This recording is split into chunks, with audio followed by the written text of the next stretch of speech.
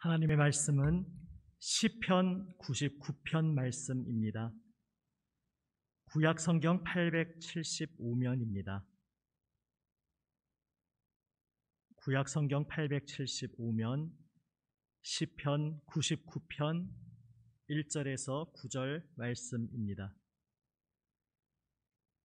시편 99편 1절부터 제가 말씀을 받들어 읽습니다. 여호와께서 다스리시니 만민이 떨 것이요 여호와께서 그룹 사이에 좌정하시니 땅이 흔들릴 것이로다. 시온에 계시는 여호와는 위대하시고 모든 민족보다 높으시도다. 주의 크고 두려운 이름을 찬송할지니 그는 거룩하심이로다. 능력 있는 왕은 정의를 사랑하느니라. 주께서 공의를 견고하게 세우시고 주께서 야곱에게 정의와 공의를 행하시나이다. 너희는 여호와 우리 하나님을 높여 그의 발등상 앞에서 경배할지어다. 그는 거룩하시도다. 그의 제사장들 중에는 모세와 아론이 있고 그의 이름을 부르는 자들 중에는 사무엘이 있도다. 그들이 여호와께 간구함에 응답하셨도다. 여호와께서 구름 기둥 가운데서 그들에게 말씀하시니 그들은 그가 그들에게 주신 증거와 율례를 지켰도다.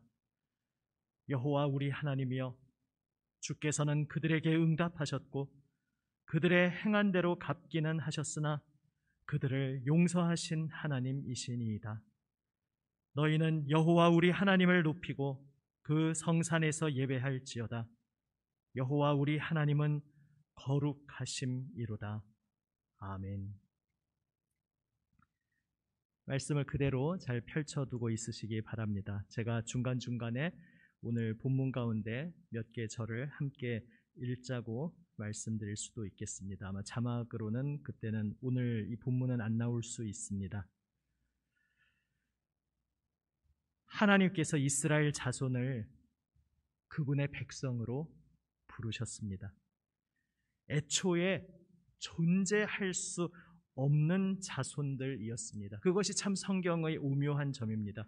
하나님께서 아브라함 때부터 그에게 찾아와 주셔서 섬세하고 경이로운 손길로 그의 인생을 주관하셔서 존재할 수 없었던 자손이 태어나게 하셨습니다. 다시 말하자면 비유적으로 볼 때에 옛 인류와는 완전히 다른 새 인류를 창조하신 것입니다. 하나님께서 새롭게 창조하신 그 백성을 이제 옛 세상, 하나님의 질서와 관계없이 정반대로 가고 있는 옛 세상, 그 옛 세상을 상징하는 애굽, 이집트의 부조리한 사슬에서 건져내시면서 새로운 세상으로 인도하셨습니다. 그 새로운 세상의 핵심은 이 세상 무엇, 이 세상 어떤 수단 방법으로 새로워지는 것이 아니었습니다. 이 새로운 세상의 핵심은 하나님을 아는 것, 하나님을 아는 것이었습니다.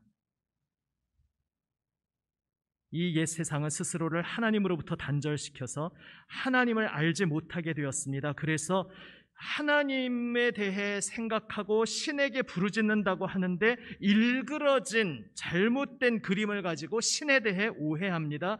그러니까 신에 대해 일그러진 그림을 가지고 있으니까 영혼이 일그러집니다. 그러니까 삶이 일그러집니다. 그런 가운데 하나님께서 새로운 백성을 창조하셔서 그 핵심으로 하나님을 아는 길로 그들을 초청하셨습니다. 이것이 바로 구약 성경의 스토리입니다.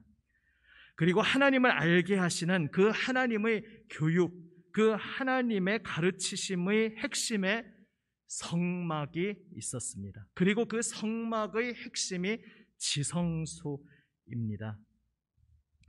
이제 틈틈이 성막의 부분 요소에 대해서 나누겠다 말씀드리면서 지난번에는 금촛대와 그 진설병 상에 대해서 나누었습니다. 오늘은 지성소를 하루 한 번 만에 다 나누기는 힘들지만 어쨌든 지성소, 궤의 의미를 보고자 하는 시간을 마련했습니다.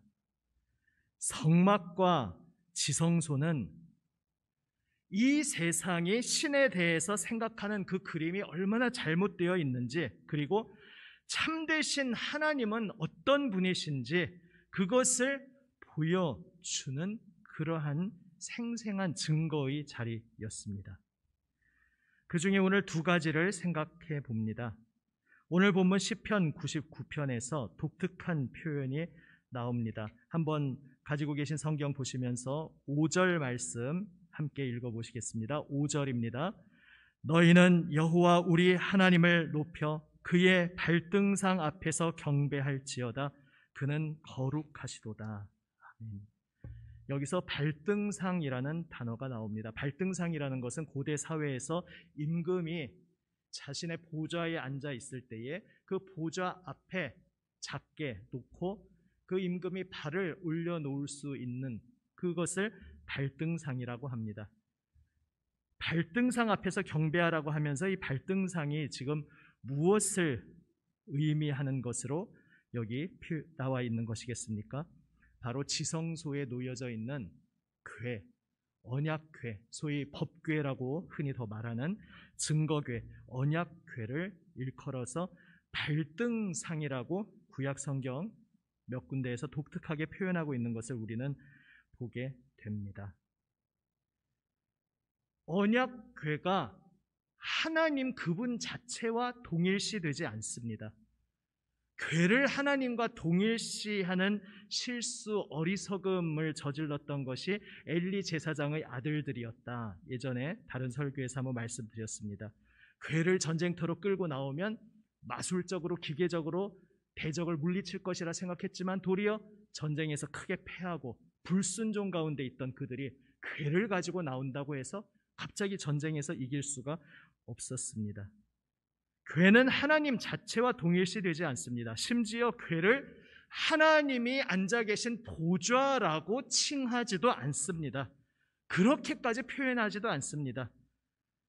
그 궤는 인간의 입장에서는 감히 함부로 만져서는 안 되고 만지면 즉사에 죽을 수밖에 없기에 채를 꿰어서, 그것도 정해져 있는 레위인들 중에서도 정해져 있는 족속들만이 그 채를 들고서 운반해야 하는 그러한 거룩한 궤였습니다. 하지만 그 궤를 보좌라고 일컫지 않습니다. 그 궤를 발등상이다 이렇게 표현합니다. 이 표현에서 우리는 무엇을 느낄 수 있습니까? 이 궤는 무한하시고 거룩하신 영광의 하나님과의 접점, 은총의 자리, 참으로 기적의 경이로운 자리라는 것을 표현함과 동시에, 그러나 하나님 그분 자체도 아니고 보좌도 아니고 발등상이다 이렇게 표현함으로써 감히 범접할 수 없는 그 궤가 그저 하나님의 발등상이라고 표현하면서, 궤도 우리가 감히 손댈 수 없는 거룩한 것인데 그것을 발등상으로 하여 거기에 발을 얹고 영원하신 보좌에 좌정해 계시는 하나님은 얼마나 두렵고 거룩하신 분일까, 이것을 표현하고 있는 것입니다. 그래서 하나님은 비록 성막이 우리 가운데 있고 우리 회중 가운데 궤가 있다 할지라도 내 뜻대로 소유하는 우리에게 속한 신이다, 우리가 온 세상의 신을 소유하고 있다 이렇게 말할 수 있는 분이 아니고, 우리가 그분을 우리 뜻대로 통제할 수 있다 이런 분이 아니라는 것을 발등상이라는 표현이 보여주고 있습니다. 신을 내가 소유하고 통제하고 있다고 착각하는 것이 한마디로 기복주의 신앙입니다. 그러나 성경에서 말씀하는 여호와 하나님을 향한 참신앙은 기복주의와는 다르다, 성경은 말씀하고 있습니다. 기복주의는 기본적으로 어떤 구조를 가지고 있습니까? 신이 두려운 존재로서, 두렵다고 하면 성경이 하나님과 얼핏 보면 비슷한 것 같지만 그 색깔이, 내용이 다릅니다. 두려운 존재로서 사람들을 겁박하는 존재입니다. 신에게 제물을 바치지 않으면 무사히 바다를 건널 수 없고, 신에게 제물을 바치지 않으면 이번 농사를 망칠 것이고, 신에게 제물을 바쳐서 신을 달래고 만족시키지 않으면 우리 인생이 꼬일 거다. 그러니까 두려운 신을 우리가 어떻게 해서든지 재물을 바치든 뇌물을 바치든 열심히 헌신 봉사하든 해서 신을 달래서 신의 노여움으로부터 우리를 지켜내야 한다. 이렇게 신은 겁박하고 인간은 달래는 구조가 기복주의의 구조입니다. 또 다른 편으로는 신에게 무언가 얻고 싶은 것이 있습니다. 그래서 신에게 빕니다. 비나이다, 비나이다, 빕니다. 그러면 신은 그 비는 것을 들어주셔서 무언가 주십니다. 이것이 기복주의 신앙의 구조입니다. 거기에서 건져주셔서 그것과는 완전히 다른 참신앙으로 하나님께서 이스라엘 백성을 인도하고자 하신 것입니다. 기복주의는 한마디로 이런 것입니다. 제발 저의 인생에서 어려움은 다 거두어 주시고 저의 인생 잘 되게 해주세요. 한마디로 기복주의를 이렇게 표현할 수 있습니다. 그러나 발등상이라는 단어에서 나타난 참된 신앙은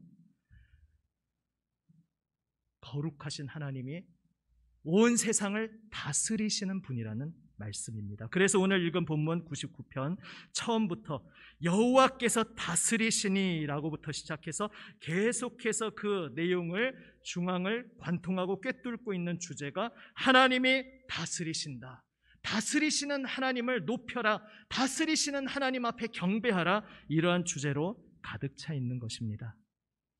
그래서 기복주의와 다른 참신앙의 구조는 이러합니다. 하나님께서는 말씀하여 주십니다. 오늘 본문 7절을 한번 함께 읽어보시겠습니다. 7절 말씀입니다. 여호와께서 구름 기둥 가운데서 그들에게 말씀하시니 그들은 그가 그들에게 주신 증거와 율례를 지켰도다. 아멘. 하나님은 백성에게 말씀하십니다. 구름 기둥 가운데서. 구름 기둥은 무엇을 상징하고 있었습니까? 거룩하신 하나님, 온 세상 창조주이신 하나님이 이 광야에서 우리와 함께하고 계시는구나. 이 광야길 한 치 앞을 알 수 없고 한 발만 잘못 내디뎌도 먹을 것도 없고 마실 것도 없고 죽을 수밖에 없는 정말 사방이 죽음으로 가득한 땅, 내 힘으로는 도저히 하루도 버텨낼 수 없는 그러한 죽음의 땅인데 그 가운데 하나님이 오늘 우리와 함께하고 계시는구나. 임마누엘 되시는구나. 우리의 인생길을 책임지고 인도하여 주시는구나. 이것을 상징하며 단적으로 보여주는 것이 구름 기둥이었습니다. 그 구름 기둥 가운데에서 임마누엘 되시는 하나님께서 말씀하여 주십니다. 그리고 그 말씀하여 주신 것에 대해서 백성은 어떻게 합니까? 방금 읽은 말씀처럼 증거와 율례를 지켰도다. 그 주신 말씀을 순종해서 지켰습니다. 이것이 참신앙의 구조입니다. 하나님은 말씀하시고 백성은 그 말씀에 응답합니다. 여기서 응답은 그 말씀에 순종하고 그 말씀을 지키는 것입니다.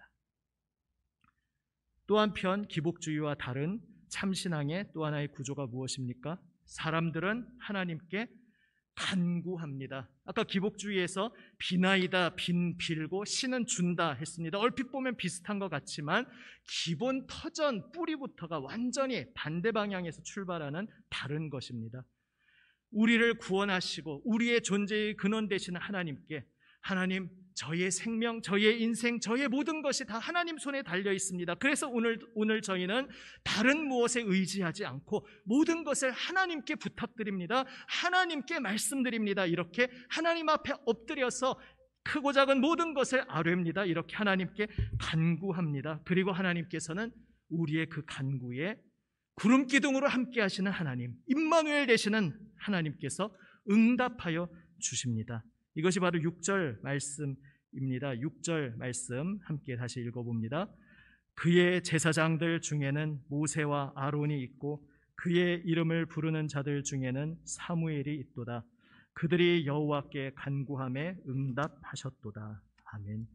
그들이 여호와께 간구함에 응답하셨도다.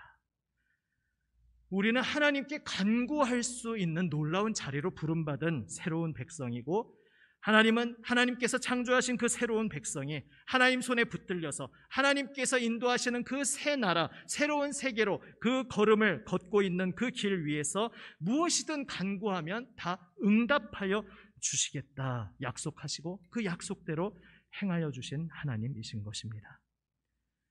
그래서 기복주의와 달리 참신앙은 이렇게 짧은 말로 표현할 수 있습니다. 주님, 저를 인도하여 주시옵소서. 주님의 빛으로. 주님, 저희를 불쌍히 여겨 주시옵소서. 저희를 새롭게 하여 주시옵소서. 이렇게 고백하며 주님 앞에 엎드리는 것이 바로 참신앙인 것입니다. 거룩하신 하나님 앞에 엎드리는 참신앙인 것입니다. 우리는 지성소의 궤를 통해서 하나님은 무한하신 영광의 거룩하신 하나님으로서 우리와 만나주시는 하나님이고, 그런데 그 하나님은 우리의 손 안에 들어오는 분이 아니라 오히려 우리가 그분 손 안에 들어가 그분 손에 붙들려야 하고 우리가 그분 품에 온전히 안겨야 하는 존재임을 깨닫게 됩니다. 또 하나 우리가 지성소를 통해서 알게 되는 것은 지성소에 우리가 함부로 나아갈 수 없었다는 사실입니다. 오늘 99편에서는 그것은 암시되어 있을 뿐입니다. 하지만 이제 본문은 그 하나만 택했습니다. 오늘 본문에서 그룹 사이에 좌정하시니 땅이 흔들릴 것이로다. 거룩하신 하나님, 만민이 떨 것이다. 이것은 다 무엇을 기본 전제로 배경으로 하고 있느냐? 백성들은 이미 알고 있기에 부연 설명을 하지 않은 것입니다. 거룩하신 하나님 앞에, 그 시내산 앞에 이스라엘 백성이 도착했을 때에 그의 천지를 뒤흔드는 음성 앞에 모두가 두려워 떨었습니다. 다시는 그 목소리를 직접 들을 수가 없겠습니다. 다시 한 번만 그 목소리를 들었다가는 우리가 죽겠습니다. 이렇게 고백할 수밖에 없는 두려우신 하나님이었습니다. 그 시내산 경험을 고스란히 모형으로 남겨놓은 것이 바로 지성소라는 구조였습니다. 지성소를 휘장이 가로막고 있었습니다. 그리고 그 휘장으로 감히 누구도 나아갈 수 없었습니다. 아주 예외적으로 1년 중 하루, 아주 예외적으로 백성 중에 단 한 사람만이 나아갈 수 있었습니다. 이것이 무엇을 우리에게 단적으로 보여줍니까? 죄인인 우리가 그분 앞에 서지 못한다는 사실을 보여주고 있습니다. 그런데 우리가 우리의 실제 삶 속에서 지성소로 우리가 나아갈 수 없는 존재였다라는 걸 우리가 어떤 식으로 경험하게 됩니까? 거룩하신 하나님 앞에 죄인인 우리가 감히 나아갈 수 없고 나아가면 죽는다는 사실. 그러나 구약 성경에서 진짜 그렇게 함부로 하다가 즉사한 그러한 사례들이 나와 있지만 오늘 우리 신약의 시대에 그런 경험들을 잘 하지 않다 보니까 우리의 삶의 실제 자리에서 이게 무엇을 의미할까? 우리가 막연히 느껴질 때가 있습니다. 우리의 경험적인 측면에서 표현한다면 이렇게 표현할 수 있습니다. 죄인은 우리가 그분 앞에 설 수 없다. 지성소가 가로막혀 있다는 것은 우리 인간이라는 존재가 하나님을 근본적으로 기본적으로 싫어하는 존재라는 것입니다. 우리 옛사람이 그렇다는 것입니다. 거듭난 존재가 아니라 아담의 후예로서 우리 옛사람은 기본적으로 하나님이 내 주인이시라는 것이 싫은 존재입니다. 그러니까 말씀을 전파해도 그것이 달갑게 들리지 않는 것입니다. 내 인생의 주인은 나여야지 내 위에 다른 존재가 있다? 내가 그 다른 존재에게 복종하고 순종해야 한다? 기본적으로 내키지 않는 이야기인 것입니다. 하나님이 나의 생명이시고 그분 없이는 내가 살아갈 수 없다는 것을 거부하는 존재가 바로 옛사람, 우리의 옛사람의 존재입니다. 우리의 마음을 하나님께 드리기 싫어합니다. 그것은 우리가 거듭나고 예수 그리스도를 믿으며 살고 있는 지금 이 때에도 옛사람이 고개를 다시 불쑥불쑥 들어 올릴 때 지금도 우리가 경험적으로 경험하고 있는 것입니다. 기도해야 한다는 것 알고 기도하는 자리가 복된 자리라는 것을 아는데 알고 결코 부인하지 않는데 참 기도하러 나아가는 게 쉽지가 않은 것입니다. 기도하러 가기가 싫다고 표현하면 좀 이상한 표현일 수 있지만 좀 다른 의미에서 싫은 것입니다. 옛사람은 내 마음을 하나님께 드리기 싫어합니다. 나의 인생 목적이 하나님이시고 내가 사는 낙은 오직 하나님께 있다는 이 가장 기본적인 진리조차 나의 삶에서 진정으로 체험하기가 참 힘든 것이 우리 옛사람의 모습입니다. 그러니까 자꾸 엉뚱한 것을 내 인생 목적으로 삼으려고 하고 엉뚱한 헛된 것을 내 사는 낙으로 이리저리 찾아다니며 방황하는 것이 우리 옛사람의 모습입니다. 거듭난 존재도 온전히 십자가 앞에, 골고다 앞에 날마다 나아가지 않고 그분 앞에 엎드리지 않을 때 이러한 안타까운 경험을 하게 됩니다. 나의 마음을 하나님께 온전히 드리지 않고 내 마음을 다른 것에게 내어주는 것입니다. 지성소를 휘장에 가로막고 있다는 이 엄연한, 어떻게 보면 구약 전체를 뒤덮고 들이우고 있는 가장 거대한 이 진리의 엄청난 충격적인 반전이 신약시대에 일어납니다. 구약시대를 완전히 뒤덮고 있던 이 진리, 지성소에 우리는 결코 나아갈 수가 없는 존재다. 이것을 완전히 뒤집어 놓은 충격적인 반전이 무엇입니까? 예수님이십니다. 예수님이라는 한 인격이, 한 인간이 이 땅에 나타나셨을 때 그것은 실로 충격적인 사건이었습니다. 왜 그렇습니까? 하나님의 유일하신 아들이신 그분, 우리의 이성을 뛰어넘어 우리가 다 이해할 수 없고 다 표현할 수 없지만 성경이 우리에게 계시해 주시는 바를 따라서 우리가 받아들이는 하나님의 유일하신 아들이신 그분, 하나님의 말씀이신 그분, 영원전부터 아버지와 함께 계신 아들이신 그분이, 창조주이신 그분이 육신이 되어 이 땅에 오셨다는 이 사건은 모든 것을 뒤집어 놓는 엄청난 반전의 사건이었습니다. 왜 그렇습니까? 예수님이 이 땅에 나타나신, 인간으로 이 땅에 오신 사건을 이렇게 표현할 수 있기 때문입니다. 지성소가 우리 가운데로 뛰어들어 오셨다. 지성소는 철저하게 가로막혀 있는 공간이었습니다.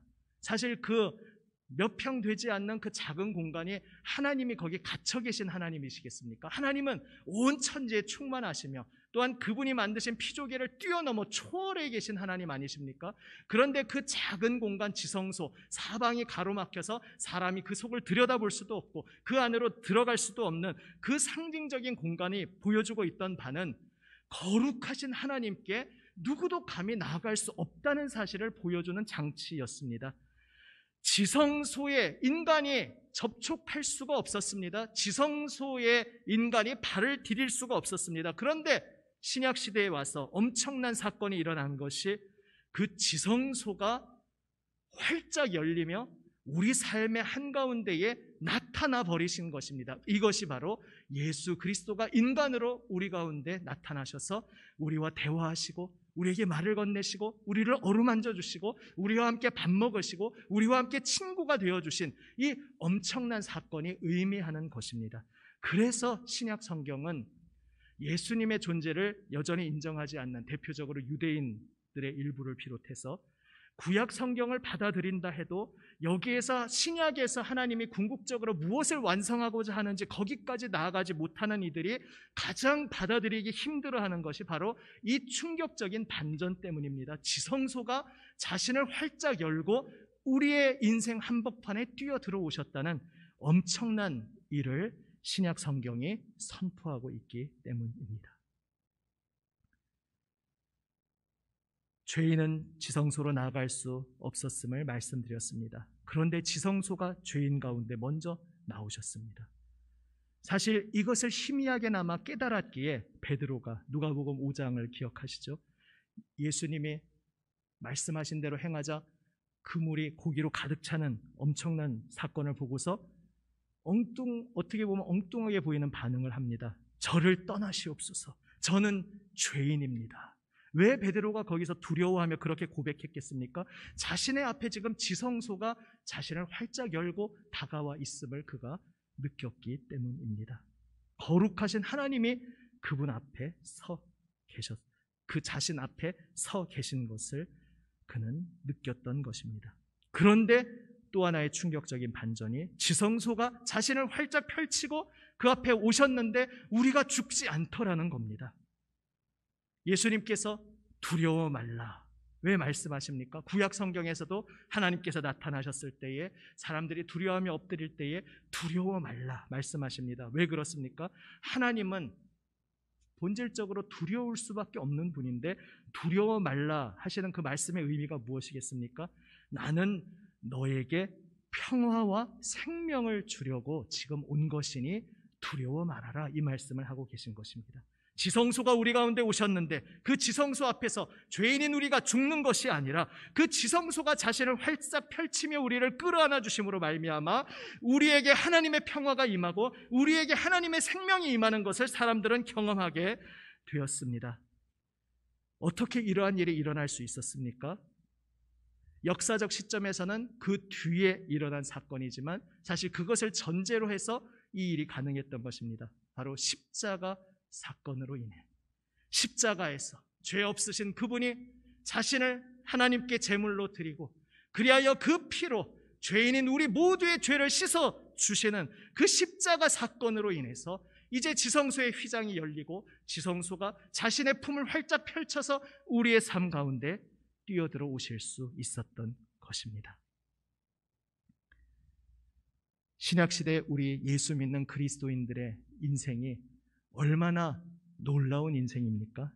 우리는 자신을 활짝 펼치신 하나님의 지성소 앞에서 그 지성소의 품에 하나님의 독생자 예수 그리스도의 품에 안겨서 살아가는 존재라는 것을 오늘 다시 한번 기억하시고 믿으시기를 바랍니다.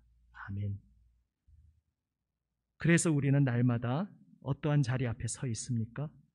아까 옛사람의 경험에 대해 말씀드렸습니다. 지성소가 자신을 활짝 펼치고 오셨는데 많은 이들이 예수님을 거부했습니다. 난 밭을 사서 거기 좀 밭 테스트 해보러 가야겠어. 나는 소를 새로 사서 그것 좀 시운전 해보러 가야겠어. 난 장가 가서. 이것이 다 무슨 이야기입니까? 예전에 한번 말씀드려서 자세히 말씀드리지 않겠습니다. 그거 자체가 어떤 나쁜 일, 죄가 아니었습니다. 그런데 자신의 일상성에 파묻혀서 지금 내 일상 속으로 침투해 들어오신 기적적으로 경이롭게 나타난 활짝 열린 지성소를 보지 못하고 그냥 내가 일구어 온 내 인생, 내가 쌓아오고 내가 공들여온 내 인생만 붙잡고 있느라고 그 인생을 죄에서 건져주셔서 새롭게 하시겠다는 그 지성소를 보지 못하였기에 하나님 없이 내 인생을 잘 일구어 보겠다고 하는 우상 숭배에 여전히 묶여 있었던 안타까운 모습인 것입니다. 우리는 이미 예수 그리스도를 나의 구주 주님으로 고백하고 있는 사람들이지만 날마다 하루하루의 삶 속에서 또한 이 선택의 갈림길에 서 있습니다.